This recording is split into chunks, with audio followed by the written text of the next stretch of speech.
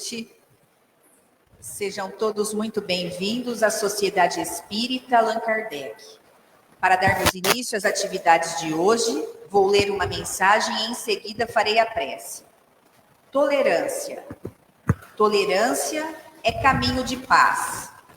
Diante de criaturas que te enderecem qualquer agressão, conversa com naturalidade, sem palavras de revide. Perante qualquer ofensa, não percas o sorriso fraternal e articula alguma frase capaz de devolver ao ofensor a tranquilidade. No serviço profissional, suporta com paciência o colega difícil e, aos poucos, em te observando a calma e a prudência, ele mesmo transformará para melhor as próprias disposições. Em família, tolera os parentes menos simpáticos e, com os teus exemplos de abnegação, conquistarás de todos eles a bênção da simpatia. No trânsito público, não passes recibo aos palavrões que alguém te dirija e evitarás discussões de consequências imprevisíveis.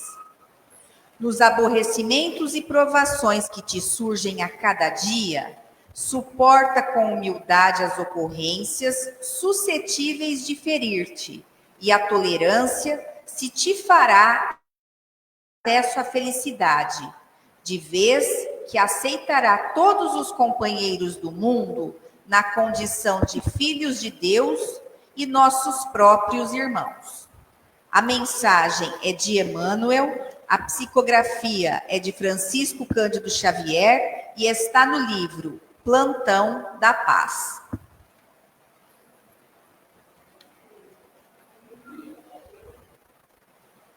Pai nosso, que estais nos céus, santificado seja o vosso nome.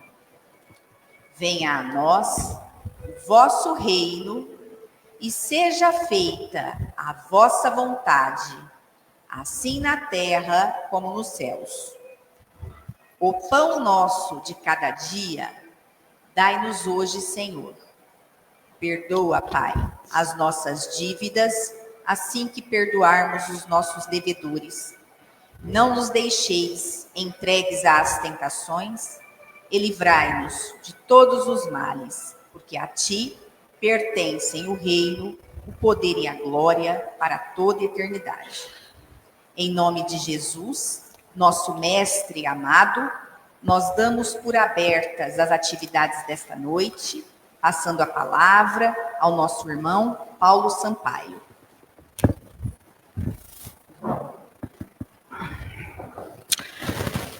Boa noite. Boa noite aos amigos e amigas que nos acompanham pelas redes sociais. Que Jesus nos abençoe, nos envolva a todos em sua santa paz. Eu quero agradecer primeiramente o amigo Zola por mais esta oportunidade, esse convite. Sempre uma alegria retornar a esta casa, que temos uma grande admiração e onde encontramos tantos amigos. E o Zola, então, nos sugeriu o tema de hoje, que é aquela pergunta de Jesus a Saulo de Tarso, que ele disse: Saulo, Saulo, por que me persegues? E esse tema, então, amigos, poderíamos ter algumas perspectivas diferentes de abordagem, mas optamos aqui por trazer alguns momentos importantes da vida do apóstolo Paulo, e nós vamos nos basear para isso no romance maravilhoso, ditado por Emmanuel a Chico Xavier, Paulo e Estevão. Então, o Emmanuel, logo no prefácio da obra, ele nos fala que é lógico que Saulo, ou Paulo, trazia um ministério divino. Era um espírito preparado para essa missão, a qual Jesus lhe conferiu. Era um espírito com bagagem de passado, Era um espírito que reunia condições para isso. Tanto é que Jesus diz que era o seu vaso escolhido. Porém, nós vemos que no início da tarefa, Saulo se apresentava um tanto quanto distante, não percebeu de início a tarefa verdadeira, porque desde cedo, quando a gente lê a obra, a gente vê isso, ele que era um rabino do Sinédrio, ele era muito dedicado a cumprir as leis divinas, mas ele então se entregou a um extremismo. Ele era zeloso demais com as leis de Moisés, com o judaísmo, e ele teve problemas para compreender Jesus. Mas o Emmanuel diz que Saulo, ele se arrependeu logo cedo, ele negou-se a si mesmo, tomou a sua cruz e seguiu Jesus até o fim. O Emmanuel aqui, amigos, está lembrando aquele convite que Jesus estende a todos nós.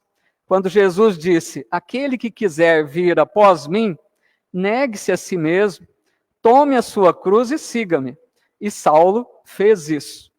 Então Emmanuel destaca que a princípio, quando Saulo, no início da sua jornada, quando Jesus surge a ele a caminho de Damasco, havia um abismo entre ele e Jesus. Mas o Emmanuel destaca que Saulo soube transpor com decênios de lutas. Saulo dedicou a sua vida toda na tarefa da divulgação da mensagem de Jesus, e isso foram 30 anos da vida de Paulo. E o seu exemplo, realmente possa nos despertar, porque todos nós, amigos, trazemos tarefas, missões, como queiramos chamar. Mesmo que seja no âmbito do próprio lar, cada um de nós tem a sua tarefa, que nós saibamos nos inspirar nesses grandes exemplos do cristianismo para que nós consigamos realizar aquilo que se espera de nós.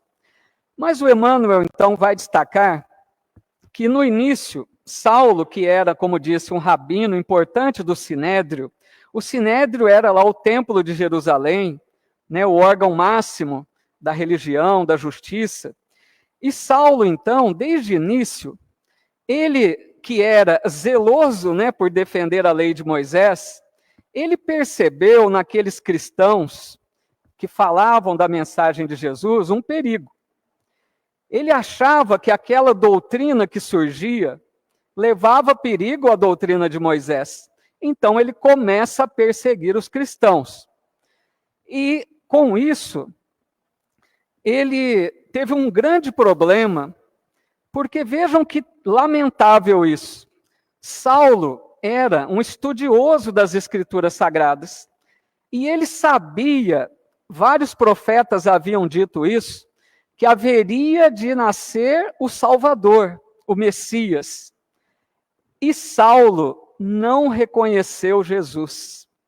Imagino que isso foi realmente uma decepção para ele, porque ele que era o conhecedor máximo das Escrituras, sabia das profecias e não teve olhos de ver Jesus como o grande Messias. Mas Saulo reunia condições invejáveis. Ele era um jovem inteligente, belo, conhecedor da lei, o seu pai tinha uma grande fortuna, ele era admirado por todos. Então ele era um jovem invejável, mas ele não tinha paz. Era um que incomodava Saulo, principalmente quando ele se deparava com aqueles cristãos. Ele via aqueles homens, mulheres tão simples, que mesmo presos, mesmo ali à beira da morte, mostravam uma serenidade, uma tranquilidade, uma confiança que ele não conseguia compreender. Então acontece uma cena interessante, uma cena marcante, quando ele, com a autorização do Sinédrio, ele consegue autorização para prender um jovem pregador do cristianismo, que era Estevão. Estevão era um jovem que se destacava na pregação da mensagem do Cristo. E ele consegue, então, autorização para prendê-lo. E ele queria condená-lo à morte, porque ele achava que a doutrina do Cristo era perigosa, né? Ia contra as leis de Moisés. E então ele consegue isso. Marca-se o dia do apedrejamento de Estevão, que era esse jovem. E ele então pede à sua noiva, Abigail, que fosse acompanhá-lo nesse ato lamentável do apedrejamento. E Abigail tinha um irmão que ela não sabia do paradeiro dele devido às perseguições. O seu irmão, de nome Gesiel, era o próprio Estevão, que tinha mudado o nome por segurança. Então ela pede que não fosse presenciar aquela cena triste, né, do apedrejamento, mas ele insiste tanto que ele consegue que ela chegue ao final do ato. Então, na hora que ela entra naquele local que estava acontecendo o apedrejamento, ela vê aquele homem à distância, ensanguentado, à beira da morte. Quando ela se aproxima mais, qual não é o seu desespero ao reconhecer o próprio irmão Gesiel, que estava ali à beira da morte, morto, quase morto, por ordem de Saulo de Tarso. Quando ele se aproxima, então, ela se aproxima com Saulo de Tarso, o irmão reconhece também a irmã, Abigail, e o Estevão, amigos, que era o Gesiel, ele vai dizer naquela hora, porque ele era tão convertido à mensagem do Cristo, que ele dá uma grande lição naquela hora. Ele olha para Abigail e diz a ela: minha irmã, Saulo deve ser bom. Ele serviu Moisés até o fim.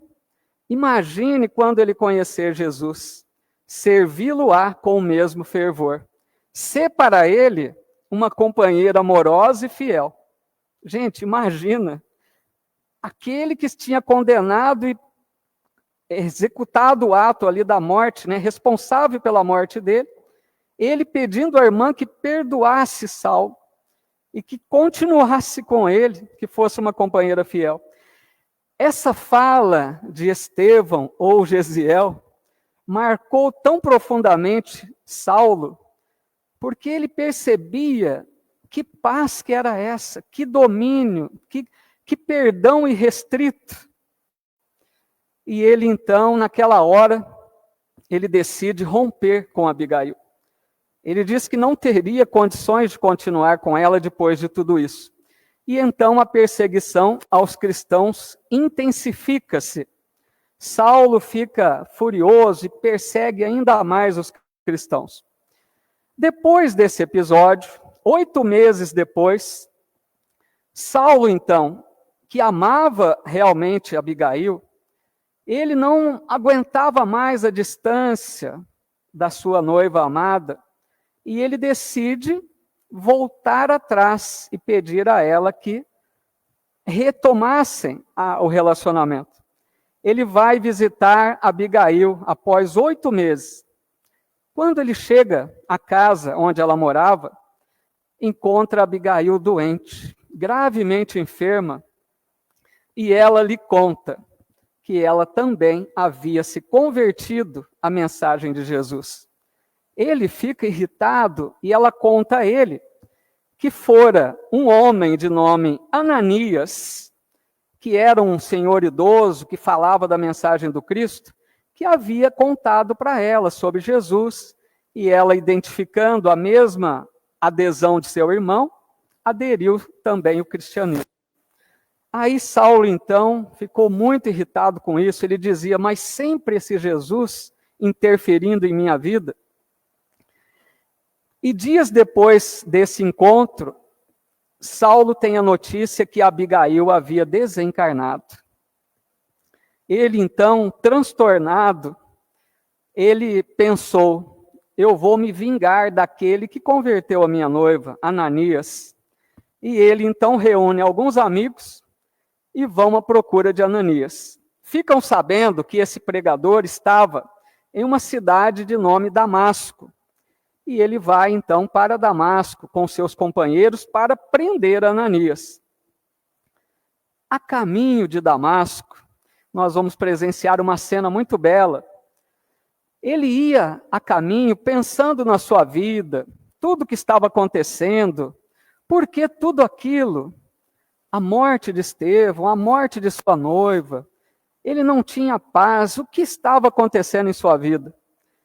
E então, em meio à viagem, aquele caminho que mais se assemelhava a um deserto, era em torno do meio-dia, ele vê uma luz tão forte que ele fica confuso e tomba do animal, cai ao chão.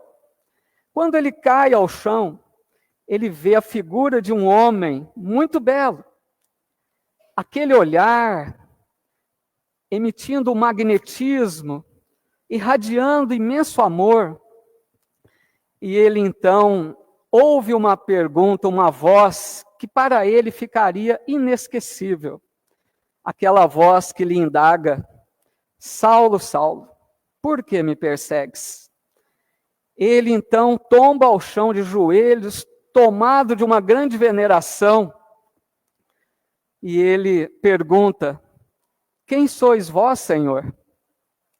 E a voz doce responde a ele: eu sou Jesus. Eu fiquei a pensar quando li esse livro, qual a emoção que tomou conta do coração de Saulo nessa hora? O que deve ter passado pela sua mente? Porque ali, amigos, ele estava reconhecendo o seu grande erro. Ele havia ali compreendido que Jesus era realmente o Messias tão esperado. E ele se dava conta das perseguições que houvera feito, dos cristãos que ele mandara matar. Imagine o tormento que tomou conta de Saulo naquela hora. E assim, num pranto convulsivo, ele se dobrou no chão como se estivesse ferido de morte. E ele ouviu ainda: não recalcitres contra os aguilhões. Ou seja, ele estava recusando os convites que Jesus já havia enviado. Ele não tinha percebido isso antes. Mas ali, amigos, uma grande lição agora. Naquela hora, Saulo poderia ter tomado postura diferente. Ele poderia ter ficado se lamentando com Jesus, arrependido, chorando, desesperado, paralisado, sem ânimo para prosseguir sua vida, porque quanto que ele havia errado. Ele que era um defensor das leis divinas, imaginava ele. Mas Saulo, amigos, tem uma postura exemplar naquela hora. Ele simplesmente pergunta a Jesus: Senhor, o que queres que eu faça? Essa, amigos, é uma lição para todos nós. Quantas vezes em nossa vida nós somos tomados desse momento de arrependimento? Quando a gente se dá conta do nosso erro, de uma atitude grave que erramos, e às vezes nós ficamos lamentando, chorando o passado, nos condenando, nos culpando, e ficamos paralisados, sem ação. Então essa pergunta que ele faz a Jesus era um sinal que ele já tinha esquecido o que passou. Ele já focava naquela hora o futuro. Ele queria saber, então, o que Jesus esperava dele, o que ele poderia fazer a partir de agora. Olha que lição. E Jesus diz a ele: levanta-te, Saulo, entra na cidade e lá te será dito o que te convém fazer. Lembrando que Saulo estava cego nessa hora. Ele tinha perdido a visão. E ele então é levado pelos companheiros de jornada até a cidade de Damasco, que estava próxima. Eles entram na cidade, os amigos deixam Saulo numa pensão, e ele dispensa os amigos, fica sozinho naquela pensão.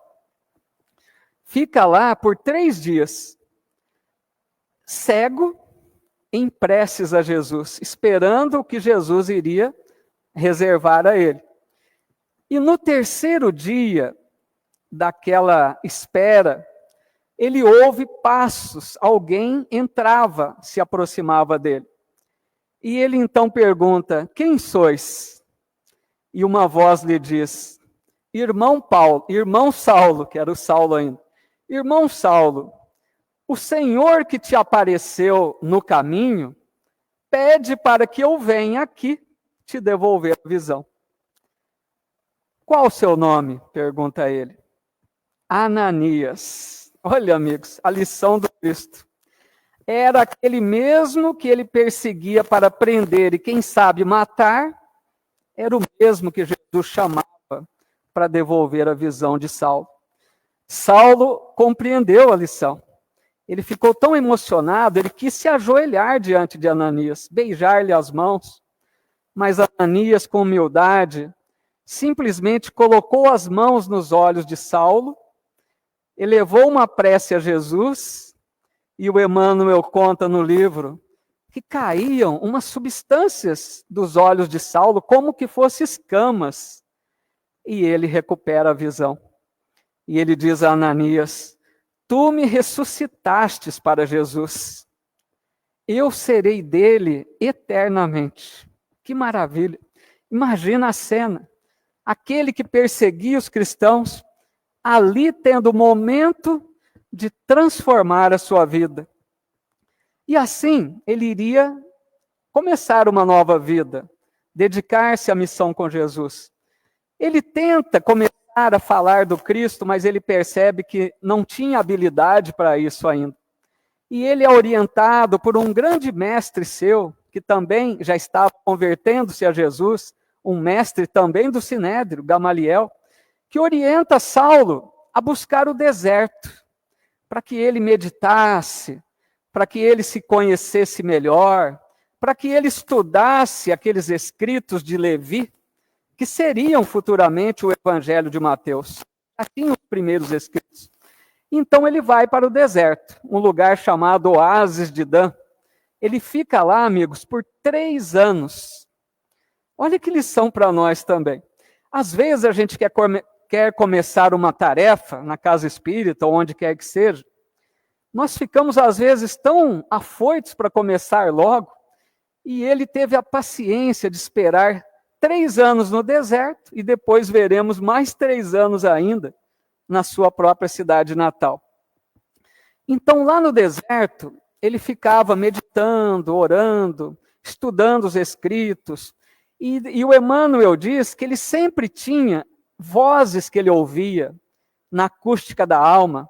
Ele imaginava que era Jesus que falava com ele, que o intuía, mas na verdade era Estevão, aquele mesmo que ele havia ordenado à morte. O Estevão estava como seu guia espiritual. O Estevão era o intermediário entre Saulo e Jesus. Estevão retransmitia as orientações de Jesus para ele.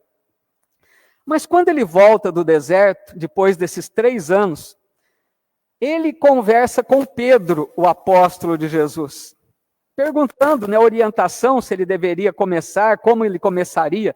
Ele não sabia o que fazer ainda. E o Pedro percebe que era preciso esperar mais.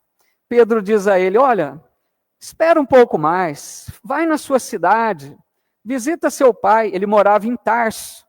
Então ele vai para Tarso, visita o pai, onde ele tem uma grande decepção, porque ele esperava que seu pai pudesse compreendê-lo, que ele havia mudado a sua visão com relação a Jesus. E o pai, então, o recebe de uma forma fria, não queria compreender a sua transformação. E o pai de Saulo impõe a ele uma condição dura.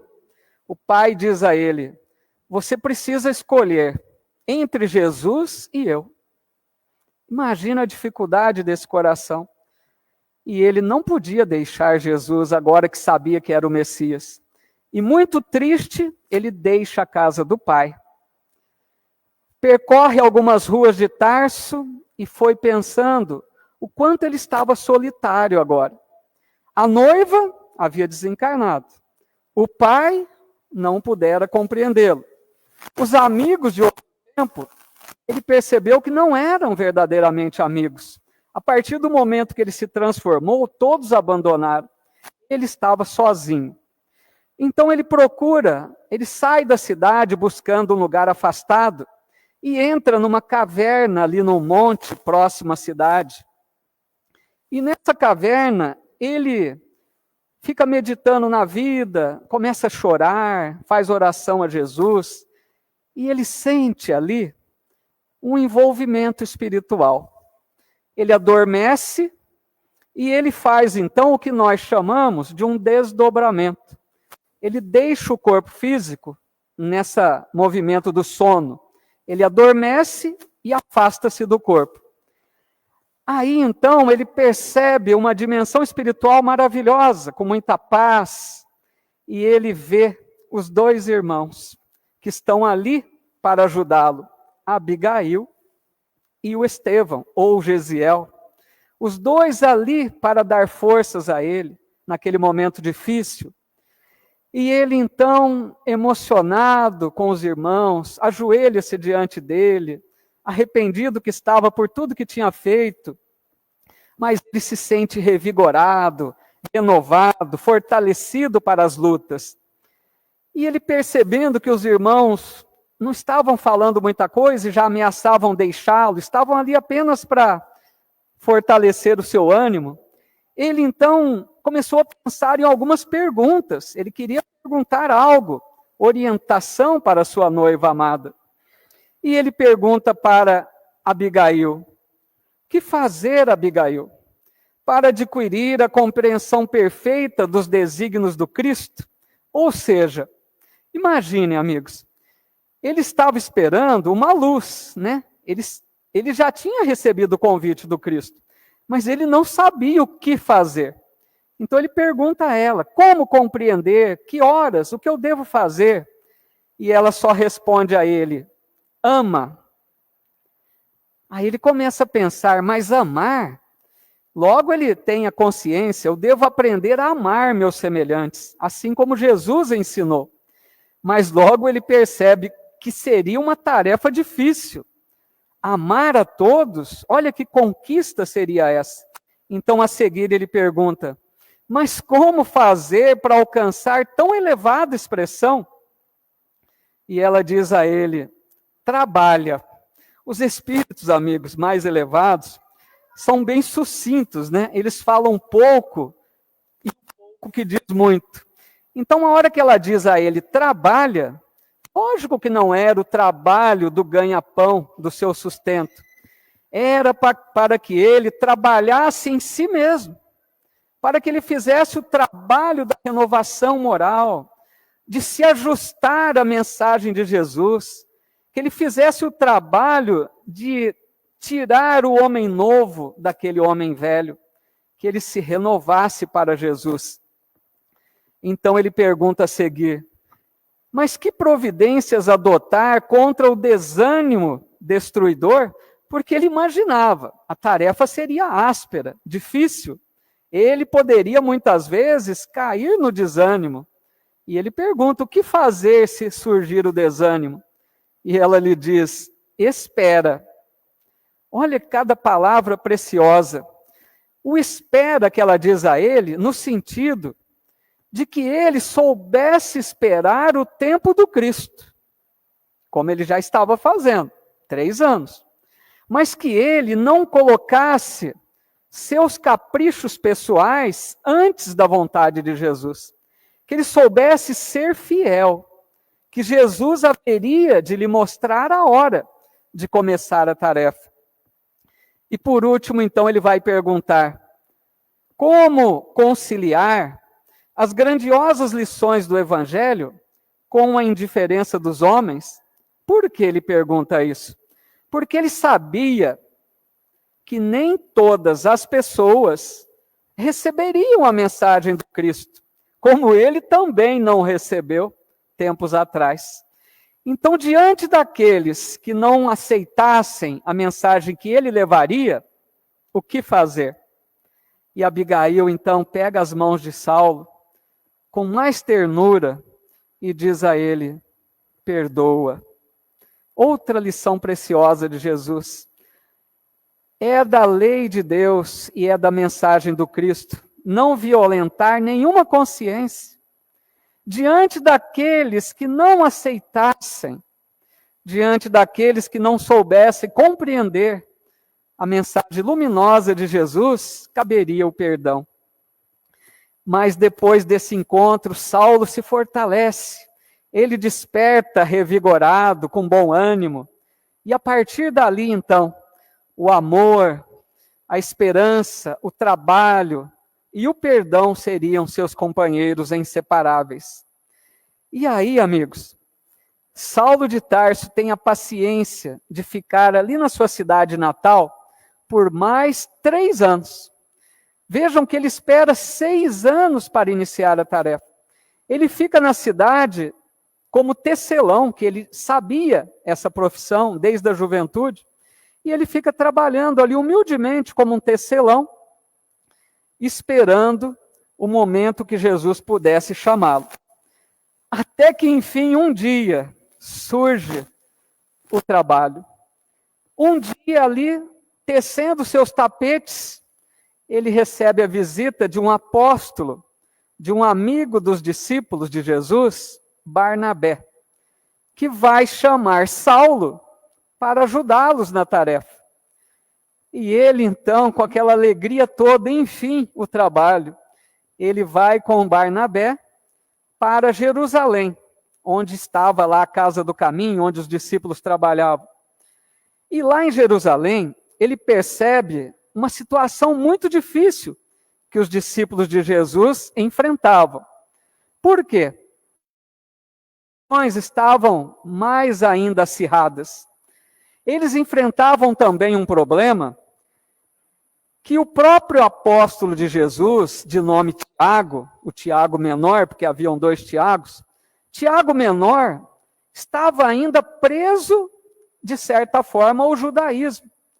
Ele não havia se desprendido totalmente daquelas leis que eles seguiam antes. E ele tentava incluir as práticas do judaísmo ali na casa do caminho. Então Saulo percebe aquilo, fica assustado.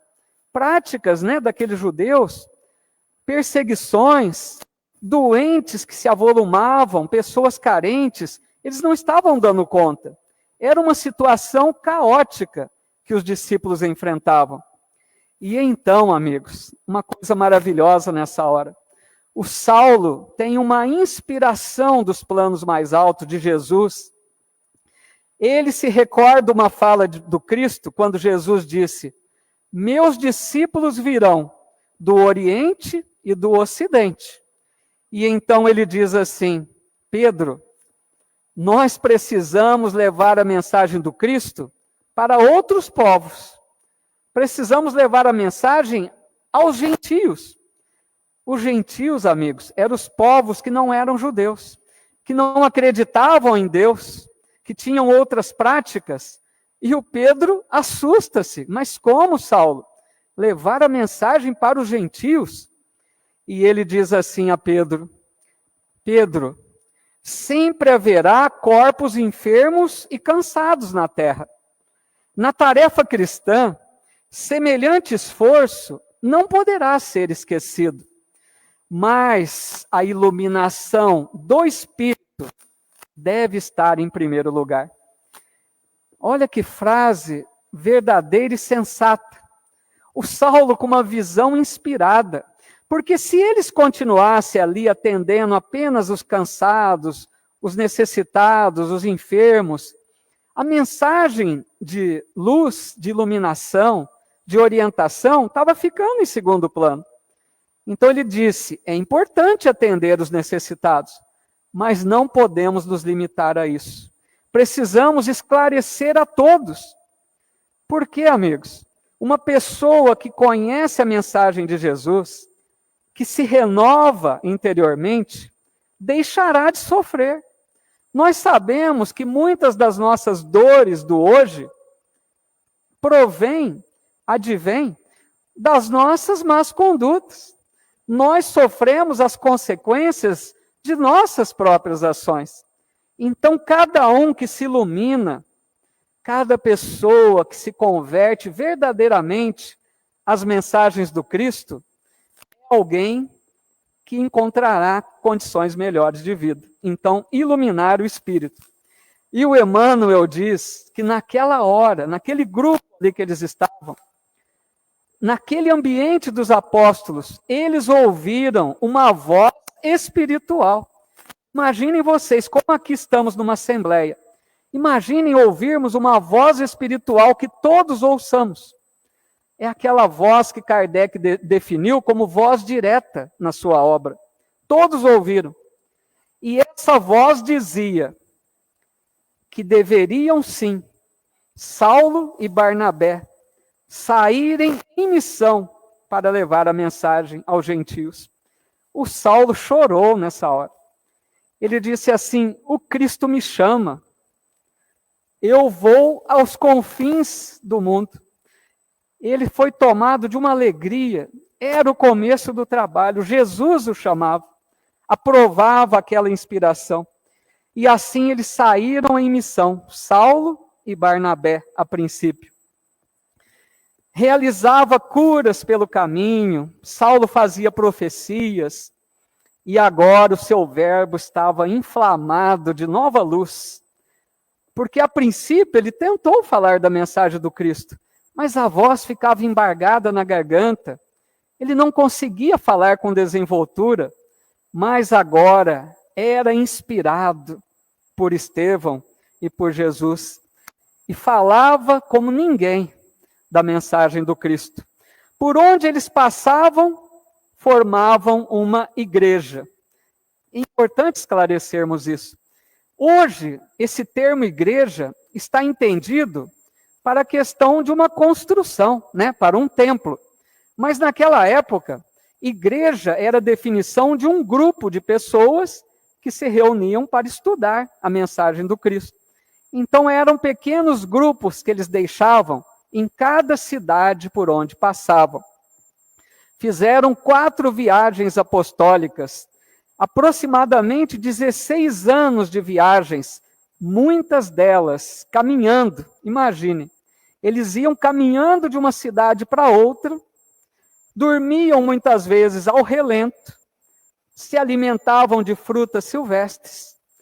Quantas vezes foram presos, açoitados, apedrejados, enfrentaram de todas as dificuldades, e cada vez mais a dedicação, a vontade de trabalhar para Jesus. E aí ele encontrava a paz que antes ele não tinha. Mas com o passar do tempo, muitas comunidades se formaram em várias localidades, eles viajaram muito. E o que aconteceu? Essas comunidades escreviam para Saulo pedindo que ele voltasse para resolver problemas, para orientá-los. E Saulo começou a perceber que ele não daria conta. Eram muitos lugares, a viagem demorada. Então ele entra, nessa hora ele estava em Corinto. Ele entra ali dentro da onde se encontrava, na casa onde se encontrava, vai para um cômodo sozinho e eleva o pensamento a Jesus. Ele roga a Jesus que o inspirasse, porque ele não sabia o que fazer, como atender tantos pedidos. E então ele sente uma claridade ali naquele ambiente. Ele percebe que tinha alguém espiritualmente com ele. E ele então ajoelhou-se, porque ele sentiu a presença do Cristo naquele lugar. Ele ajoelhou-se e a voz lhe dizia: não temas, prossegue ensinando a verdade. Estou contigo. Use os poderes do Espírito. Ele não entendeu muito o que seria usar os poderes do Espírito. E a voz ainda lhe disse: poderá resolver o problema escrevendo. O valor da tarefa não está na presença pessoal do missionário, mas no conteúdo espiritual do seu verbo. E assim, então, começou o movimento das cartas imortais, das epístolas de Paulo. Naquela hora, Jesus inspirou a ele, que já era, naquele momento ele já tinha se convertido ao nome de Paulo, né? Ele mudou seu nome até para Paulo. E ali ele começou a escrever para aquelas comunidades. E nós vemos hoje quanto nós estudamos essas epístolas. Eram cartas endereçadas àqueles grupos, mas quanto que não tem de lições para todos nós hoje. E assim, então, ao fim da missão de Paulo, ele vai para Jerusalém, nos últimos tempos da sua vida. Ele fica preso por 2 anos em Jerusalém, depois é levado a Roma, onde ele seria então julgado em Roma, e em Roma ele é condenado à morte para ser decapitado. E assim o Emmanuel narra uma cena muito bela. No momento da morte de Paulo, naquele momento fatal, o Emmanuel narra que Paulo, logo que aconteceu o golpe fatal, ele sentiu mãos cariciosas que o envolviam na dimensão espiritual. E interessante, naquela hora ele estava sem visão de novo, como aconteceu em Damasco. No mundo espiritual, sentindo aquela paz, mas sem visão. E ele percebeu que aqueles amigos que o acolhiam o levaram para um local mais distante.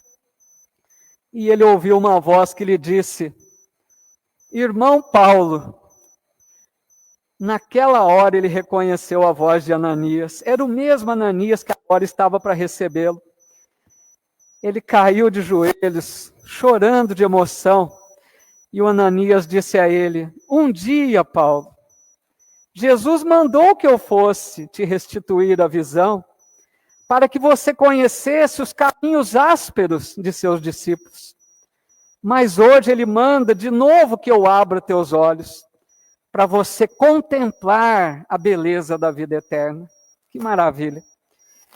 E aí começaram a chegar companheiros que conviveram com Paulo, que foram beneficiados por ele durante sua vida, estavam ali agradecendo o apóstolo, todos queriam abraçá-lo. E Ananias pergunta a ele: qual o seu primeiro desejo, Paulo, agora redimido? Na hora o Paulo lembrou da noiva amada, como se ele desejasse revê-la primeiro. Mas diz Emmanuel que ele sufocou esse desejo, ele não se sentia merecedor ainda de colocar a sua vontade, seu interesse em primeiro lugar, e ele pede que queria voltar a Jerusalém, para rever aqueles lugares onde ele havia errado tanto, e para elevar uma prece a Jesus. Então eles o conduzem a Jerusalém, vão até o Monte do Calvário, onde tudo aconteceu, e ali naquele monte, Saulo eleva uma prece fervorosa a Jesus, de tamanha gratidão por tantas bênçãos recebidas. Enquanto ele orava, Emmanuel diz que no mundo espiritual abriu-se uma estrada luminosa, e ele percebe 3 vultos que se aproximavam: Abigail, Gesiel e o Cristo. Os 3 se aproximando para recebê-lo. E muito emocionado naquela hora, ele abraça os irmãos. Imagine a alegria. Sabendo que ele cumpriu dignamente a sua tarefa, abraçou os irmãos em lágrimas. E Jesus então depois o abraça e diz a ele: vem, Paulo, aos meus braços, pois é da vontade de meu Pai que os verdugos e os mártires se reúnam para sempre no meu reino. E seguiram para as esferas da verdade e da luz. Muita paz a todos. Muito obrigado.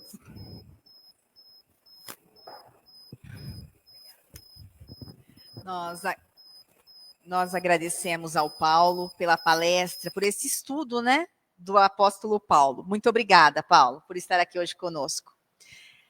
Agora nós vamos passar para a nossa segunda parte, que são as vibrações e o passe, e após nós teremos o sorteio dos livros, das flores e os recados.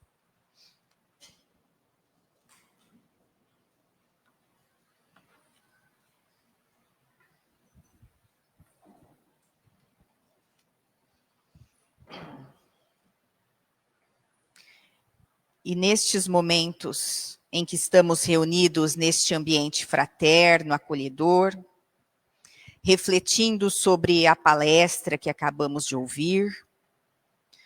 Vamos esquecer por alguns instantes dos problemas que nos afligem no mundo lá fora, sentar adequadamente na cadeira, respirar bem fundo e lentamente, e nos sintonizar com os planos superiores da vida, elevando o nosso pensamento a Deus, nosso Pai, e a Jesus, nosso irmão maior.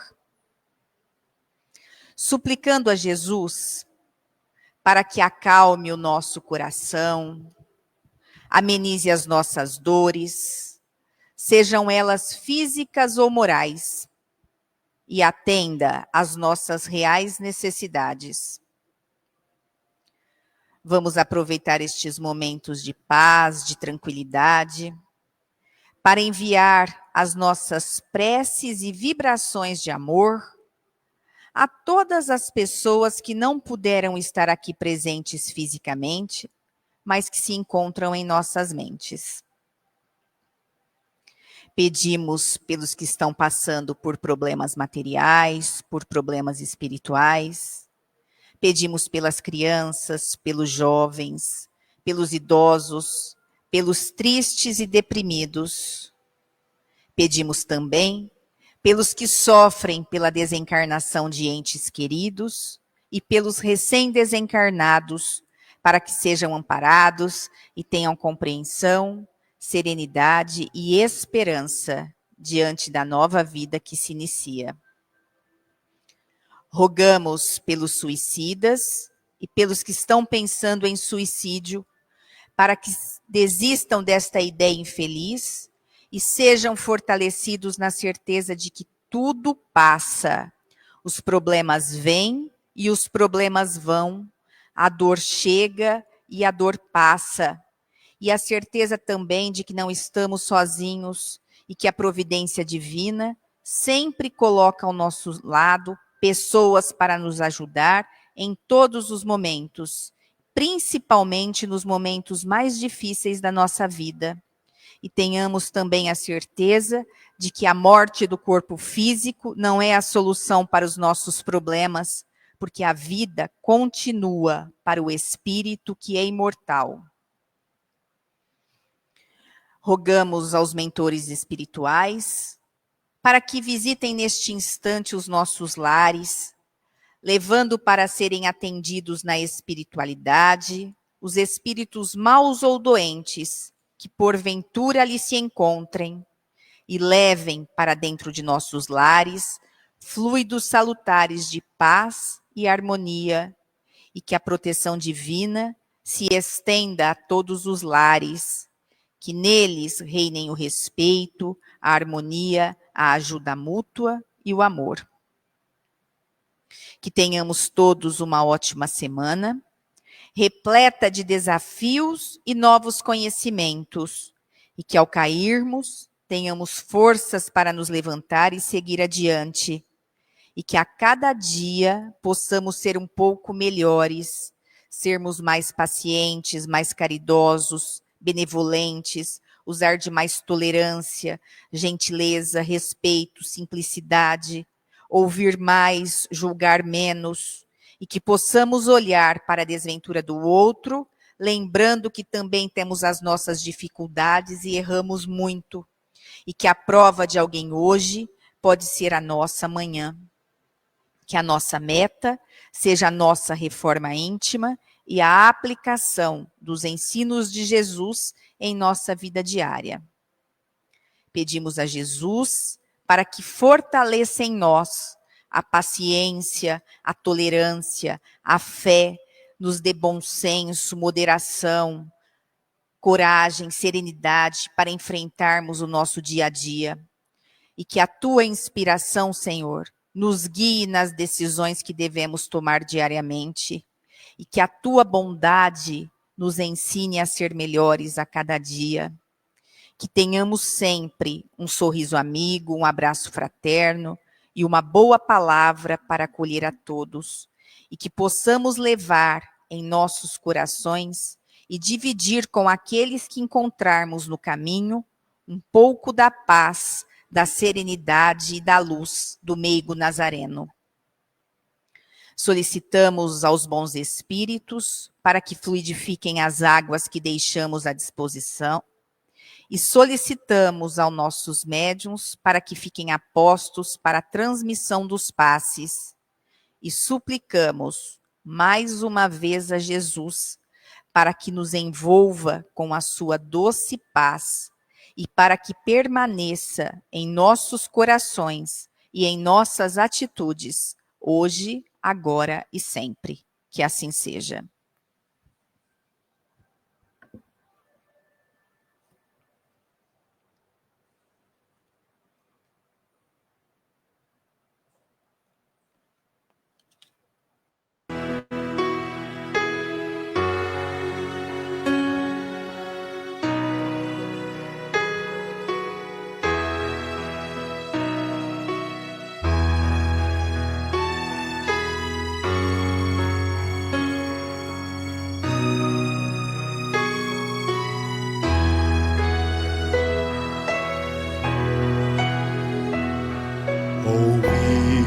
Senhor, a prece que nos guia e derramar nas águas sobre a mesa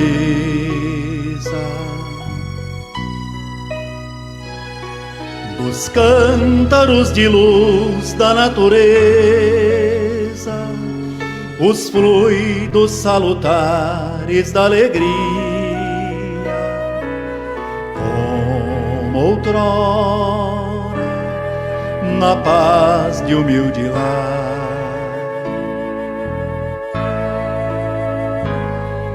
Em vinho santo que combata o tédio,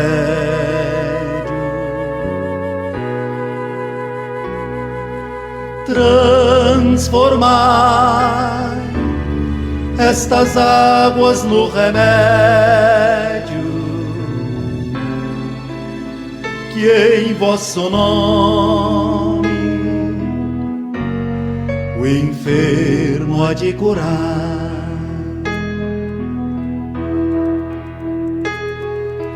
Permitir com que a fonte cristalina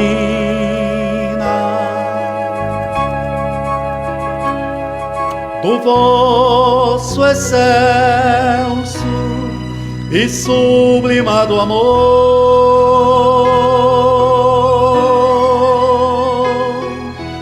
possa descedentar o viajor que pela vida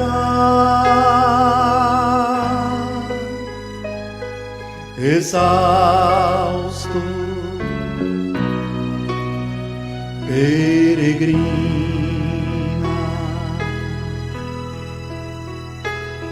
Qual destes a mulher samaritana, a taça de água pura da fé viva, doai-nos a verdade rediviva que flui dos vossos lábios soberano. Qual destes a mulher samaritana,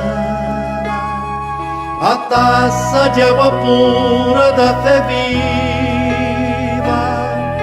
doai-nos a verdade rediviva que flui dos vossos lábios soberano.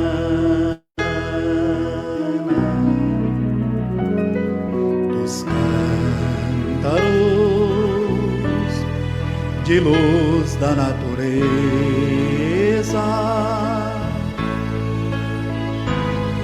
ouvi, Senhor, a prece que nos guia, os fluidos salutares da alegria